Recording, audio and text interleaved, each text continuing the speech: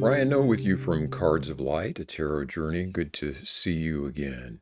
Our topic is tarot cards and demons this time around. I went down kind of a YouTube rabbit hole a few days ago on this subject. I don't know how the first video that I saw came to my attention, but I started watching, and then all of a sudden you get out the recommendations on the same subject. There are a lot of videos of people who are former psychics or former tarot readers who have become born again Christians, and then their testimony is that these cards are, tools of Satan and all of that kind of stuff. So I wanted to just kind of address this from my perspective a little bit. These some of these folks will just talk about how they, used to read tarot, or they used to be, a psychic or something like that, and then converted to Christianity. And of course, they can't do that anymore. And then they'll cite scriptures and stuff. But some would actually say that they had experiences with spirit guides that they had worked with during their time as tarot readers, and that these creatures seemed to be very helpful and creatures of light, and then all of a sudden kind of turned on them once they, you left that side of things and went to the Lord. And so, and these videos are presented as like, oh, this is very dangerous and people should stay away from these cards because of this, because here we have firsthand account of demons. And really, and they almost made me paranoid, to start with, watching some of these. Could this be true? And then I had to really kind of examine my own experience and, what was being said in these videos to sort of sort it out, because they can instill some fear into you. But what turns out to be the case is that there really isn't any evidence that they give of these sorts of things. And even their own firsthand accounts, it's not like scenes from The Exorcist or something like that. It really is just maybe they had bad dreams, or they were they got an uneasy feeling or something like that. So even their accounts are just not that severe. Most of the time they're really relying on things that they have been told by their cohorts or by their ministers, things that they have been told about the scripture and what it says about the cards, and then they're kind of extrapolating out. So that they sound authoritative on the surface, but when you really dig into what they're saying, there's not any kind of evidence that there's any sort of malevolent beings associated with these cards. I don't want to judge their experience. I'm sure, it can be scary, and especially if you're in an environment where you're being told that these things are evil and all of that kind of stuff. There would be a huge temptation in the power of suggestion, to make you nervous about things. But they really don't cite anything. At least I haven't seen any kind of credible accounts that there was anything really dangerous going on with the cards. If you have seen something, shoot me a link. You can either comment here on the video or pop on out to the weblog at atarotjourney.com and get in touch with me by email there.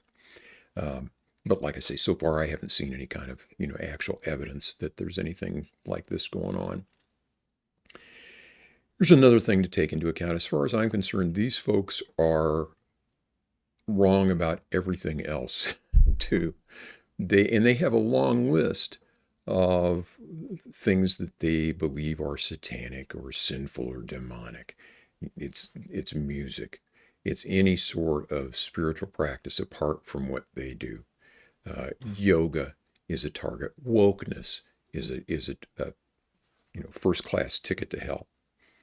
So I guess if you're looking for Satan around every corner, you're probably going to see him. And I think that's what's happening with a lot of these folks.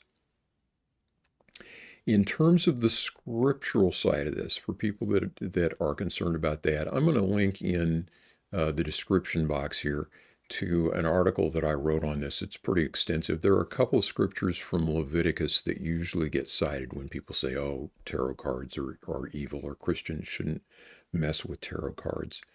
And rather than to try to present that in this video, I'll just link out and let you read it yourself. Love to hear what you think about that as well.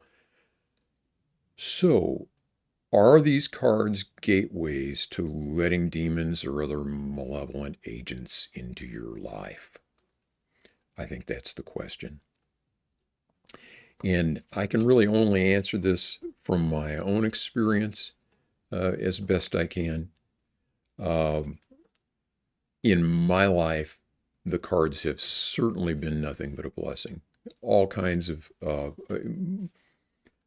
I cannot imagine what my life would have been like had I not started using these cards in the way that I did 6 years ago.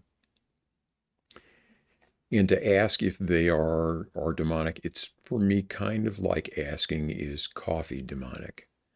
I'm sure that there are ways to abuse yourself with Starbucks that will ruin your life, ruin your mental health, ruin your health. But I don't think that that's inherent in the coffee. I think that it's in the way that we use things. Now, the tarot cards can be pretty profoundly powerful as agents of change in our lives, depending on how we use them. And with any powerful technology like that, whether it is a spiritual pursuit or psychotherapy or counseling or whatever that we're trying to do, there can be, there's possibilities of abuse there. We can lead ourselves into self-deception, or we can trust somebody that we shouldn't trust. And so there is certainly an opportunity for mischief with these cards, just like there is with anything else that has the potential to bring change into our lives. So I think it's up to each of us to be serious, to pay attention, to look after ourselves when we're pursuing any sort of spiritual practice. But the idea that Satan is going to kind of pop out of pieces of cardboard and snatch us away to, fire and brimstone. I just hope that we have sort of grown beyond those sorts of superstitions. I guess that's my last word on the matter. I'd like to know what you think, though. If you disagree, I'd like to hear that. If you have other information that you would like to share, would like for me to take a look at, or would like to discuss, I would love to hear from you on that as well. Again, you can leave comments here on the video or out at the weblog at atarojourney.com. I think that's about all that I have to say for this time around. We'll be back for 3-Card Thursday on Thursday of this week. And in the meantime, as always, I wish you peace. Take care.